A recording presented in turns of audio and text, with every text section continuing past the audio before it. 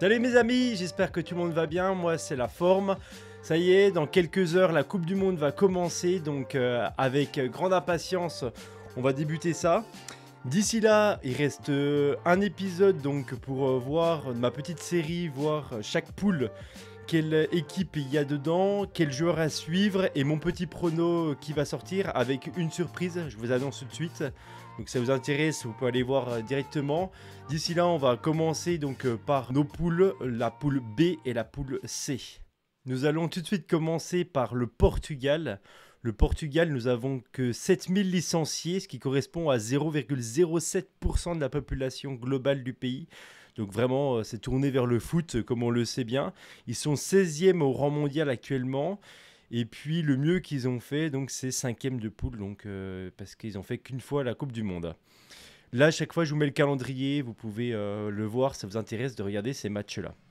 Le joueur à suivre, d'après moi, dans cette équipe, c'est Rodrigo Marta, 1m83, 87 kg, 23 ans, il joue ailier. Et puis il a fait une super belle saison avec Dax l'année dernière et il a fait une saison pleine en remportant le championnat. La deuxième nation que nous allons voir, c'est la Géorgie. La Géorgie, c'est 8000 licenciés. Au rang mondial, ils sont 11e actuellement, donc ce qui est plutôt pas mal. Ils sont vraiment en train de performer comme jamais ils ont fait. Et puis le mieux qu'ils ont fait, c'est 3e de poule. Donc ils ont des gros matchs devant eux, ils ont 3 grosses nations, mais ça peut être une surprise. Le joueur à suivre, il joue au loup, c'est David Niniashvili, 1m86, 87 kg, 21 ans et il joue arrière. Il a 13 sélections avec le pays. On enchaîne avec les Fidji. Les Fidji, c'est un pays qui a 100 000 licenciés dans leur pays, 7e au rang mondial, 10 000 licenciés, ce qui correspond à quand même presque 11% de la population mondiale. C'est énorme, c'est-à-dire que là-bas, c'est vraiment le sport phare et le sport que tout le monde soutient. Le mieux qu'ils ont fait, c'est 2 fois, ils ont fait un quart de finale et ils ont participé à presque toutes les coupes du monde, sauf une.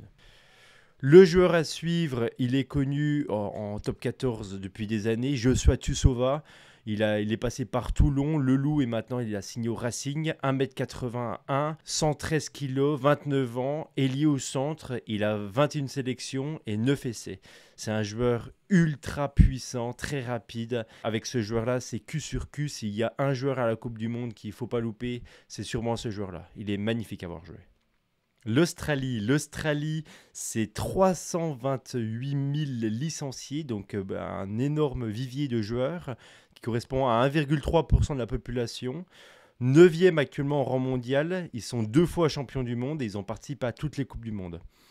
Le joueur à suivre, c'est Suliasi Vunipalu, 1m93, donc un très grand joueur, 100 kg, 27 ans et il est ailier.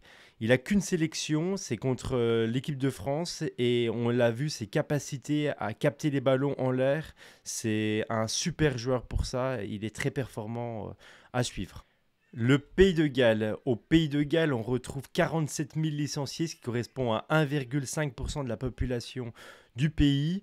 Au rang mondial, ils sont 10e actuellement. Et le mieux qu'ils ont fait, c'est une 3e place en 1987. Et ils ont participé à toutes les Coupes du Monde. Le joueur à suivre, Louis Rhys Zamit, 1m91, 96 kg. Il a que 22 ans. On a l'impression que... On le connaît depuis un moment, il a 25 sélections, il est ailier et il a marqué déjà 9 essais. C'est un joueur très très rapide, sûrement peut-être un des joueurs les plus rapides de la Coupe du Monde.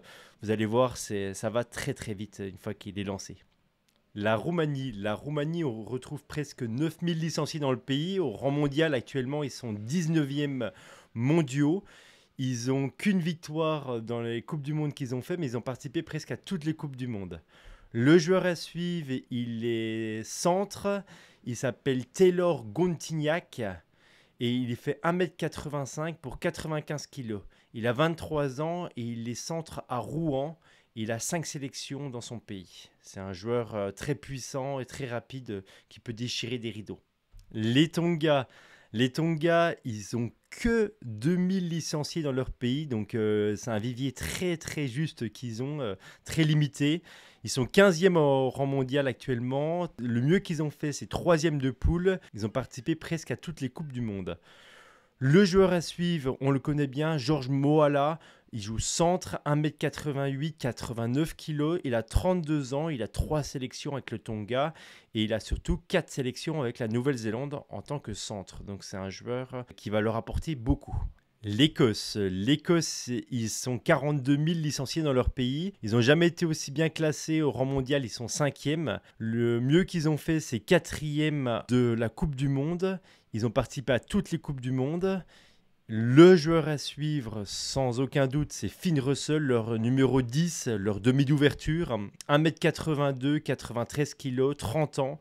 Il a quand même 71 sélections et il a marqué à peine moins de 300 points déjà avec son pays.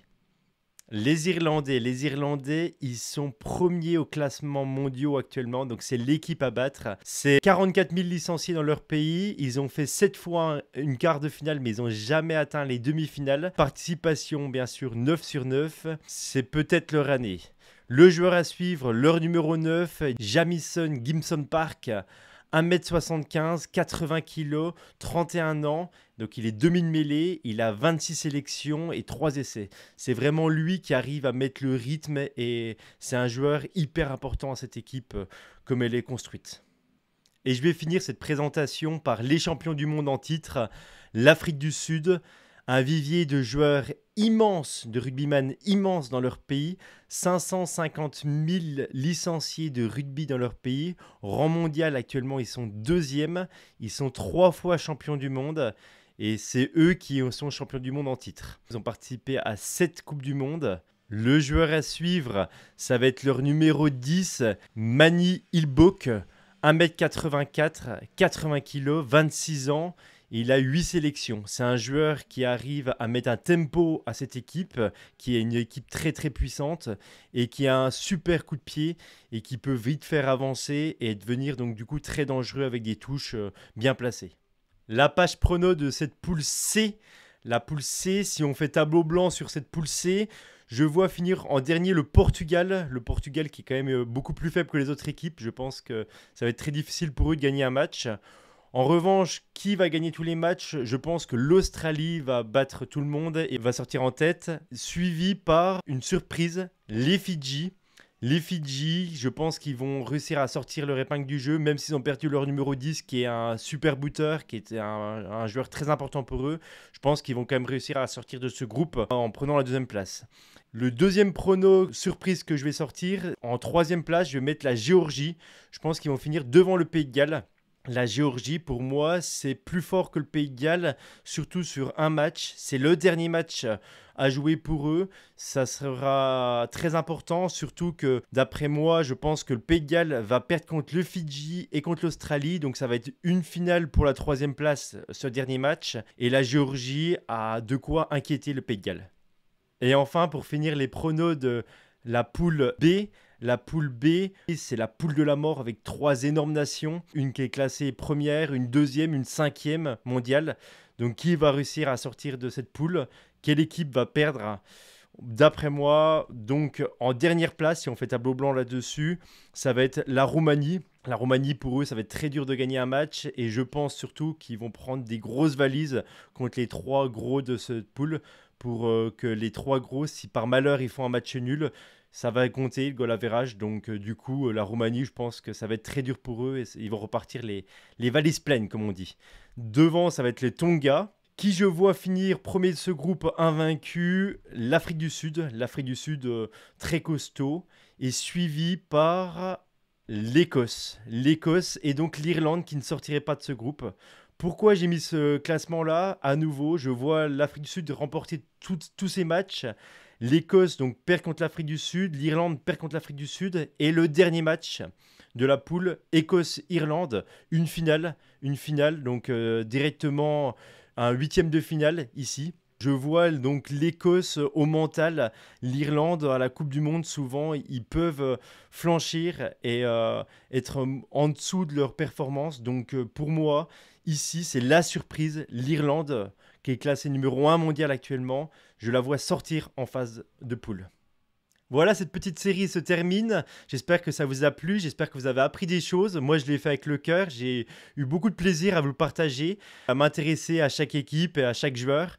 Donc voilà, j'espère que ça vous a plu. Si ça vous a plu, mettez un like, ça m'encourage à continuer. Et puis mettez votre classement de ces deux poules, ça m'intéresse de le connaître. D'ici là, moi je file à Marseille pour voir deux matchs, deux super matchs. À vous de savoir qu'est-ce que ça peut être ce week-end. Ben, j'espère à très vite pour d'autres vidéos, pour d'autres analyses de cette Coupe du Monde. Et puis je vous dis ciao, abonnez-vous.